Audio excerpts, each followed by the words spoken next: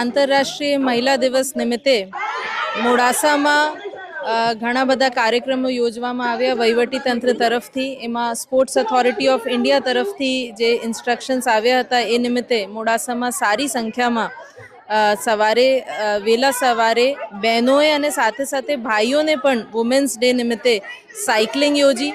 Cycling કરીને પછી walkathon યોજવામાં આવી, જેમાં મોટી સંખ્યામાં દરેક વયના બહેનો સામેલ થયા અને બીજા નાગરિકો પુરુષો પણ સામેલ થયા. અને પછી જેબી શાહ ઇંગ્લિશ મીડિયમ સ્કૂલમાં બહેનો માટે રમતો યોજવામાં આવી છે.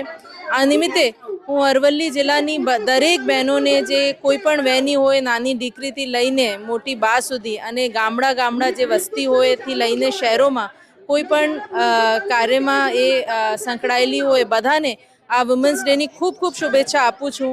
અને આપણે બધા મળીને અને બહેનો જે છે પુરુષો સમોવડી જ નથી, આગળ વધે અને સમાજને દિશા આપે, આપણે પોઝિટિવ કામોમાં રમીએ એ શુભેચ્છા સાથે બધાને હેપી વુમેન્સ ડે.